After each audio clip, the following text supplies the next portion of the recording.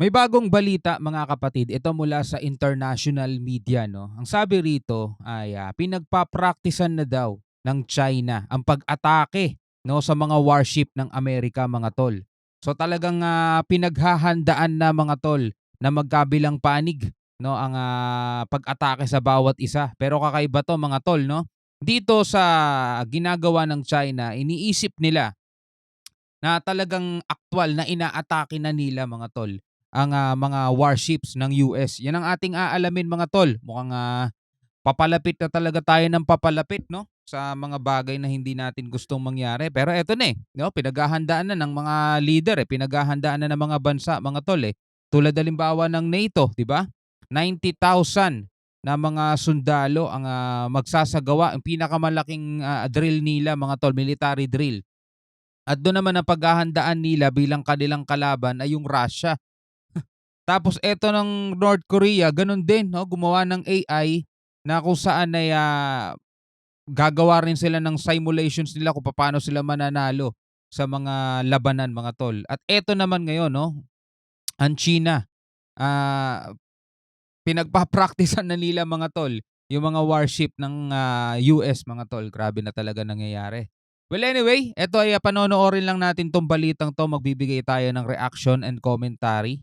Pero bago 'yan, hinihikayat kita huwag mong kalimutan mag-subscribe, click mo na rin ang notification bell para ma-notify ka whenever na may mga bago tayong reaction video na tulad nito mga tol. Ayan 'no, mula 'to sa international media mga kapatid 'no, China lab simulates attack on US warships using space weapons mga tol. So wag na natin patagalin pa, total wala na rin naman tayong hinihintay na, panoorin na natin 'to. The secretive lab under the state-owned China Electronics Technology Group Corporation has conducted simulations on how U.S. warships could be attacked using space weapons and hypersonic missiles.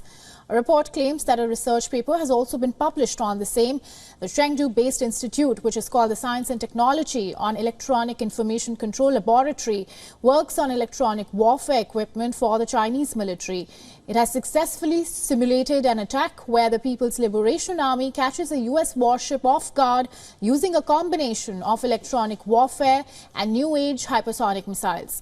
Biruin niyo mga tol 'no, ang, Amerika wala silang mga ganito siguro mga simulation na ganyan. Kasi yung mga sundalo nila nagagamit yung mga pinagpa-praktisan nila, nagagamit yung mga exercises nila sa aktuwal na labanan. Yung tipong hindi ka puwedeng magkamali dahil 'pag nagkamali ka tapos ka, 'di ba?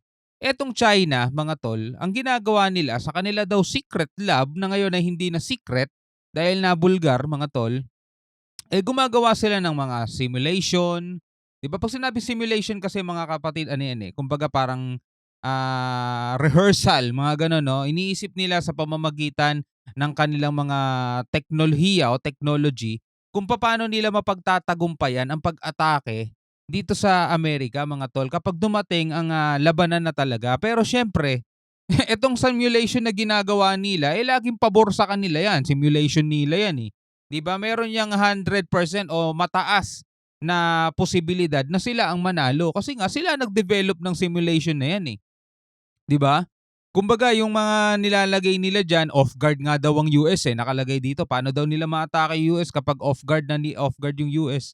Well, dapat gawin ng US, 'wag silang magbababa ng, guard nila, 'di ba? 'Wag silang magpapabaya. And wala naman siguro tayong nakita mga tol na isang sundalo, 'di ba? Sa gitna ng labanan, nagse-cellphone o kaya nagpapabaya, 'di ba? So etong ginagawa mga kapatid ng China is, kahit na sikreto 'to, nalantad, is pagpapakita o pagbibigay ng babala na, "Teka, etong kinakausap mo na kapag nagkakaroon kayo ng pulong, nagkakamayan pa kayo, pinagpa-praktisan ka naman pala kung papaano ka aatakihin mga tol."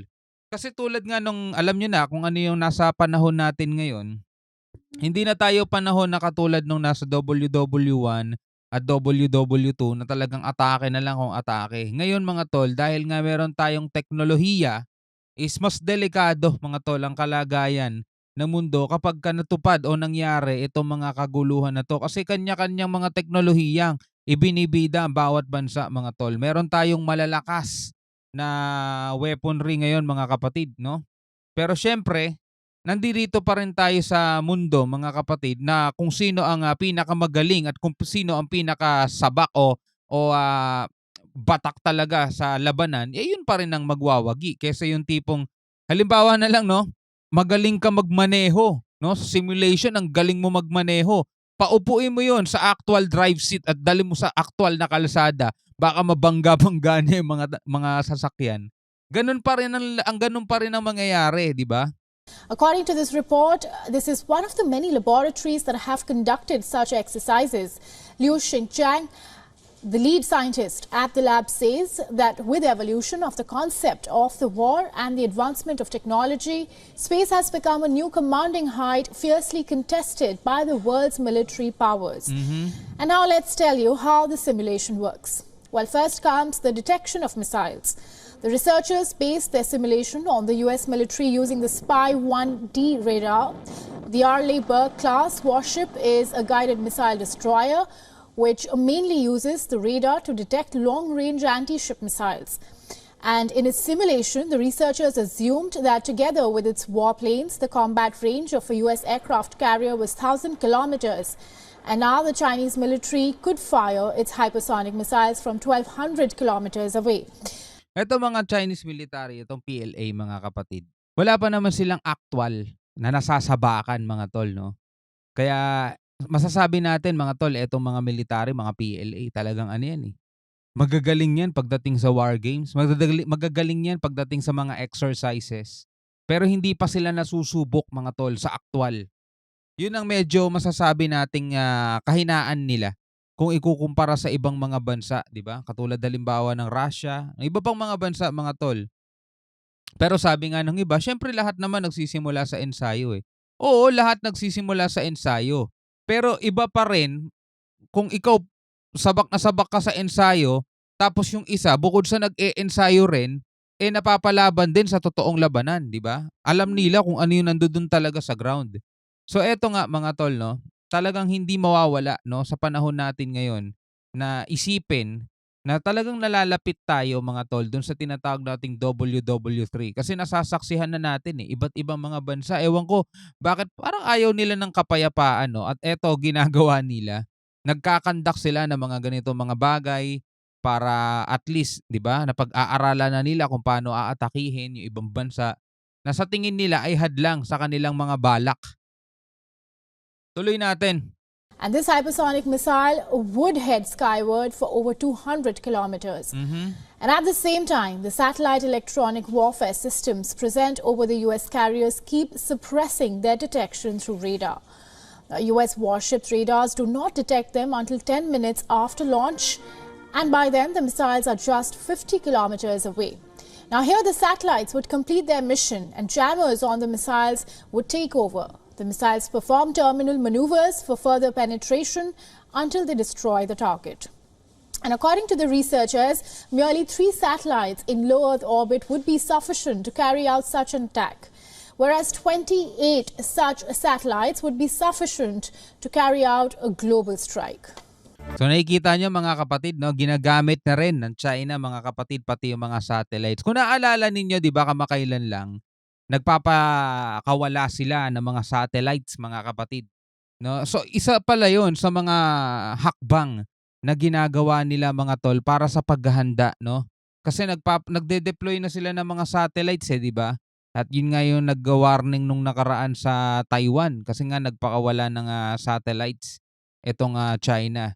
Na kung titignan mo, bakit satellites lang naman 'yan eh. Yung pala no pagdating no, pagdating ng mga ganitong labanan eh gagamitin pala nila 'yon as weapon, 'di ba? Grabe talaga panahon ngayon mga tol. Ikaw bilang isang tao, bilang isang Pilipino, ano masasabi mo rito? Pero syempre alam naman natin mga tol, na hindi lang naman sila ang naghahanda no sa mga ganitong bagay. Yung US naghahanda din, yung Russia naghahanda rin at marami pang mga bansa mga tol ang naghahanda rin. Pero dito kasi sa sinasabi ng China, isa lang yung kalaban nila rito, US eh. Pero alalahanin nila mga tol, bukod sa US, meron pa silang ibang kalaban.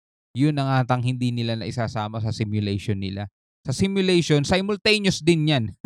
Simultaneous din yan. Ang dami nilang kaaway. 'Di ba? Kasi ginawa nila yon. Sila ang gumawa nun ng marami nilang kaaway. So dapat ipaghanda na rin nila yon, 'di ba?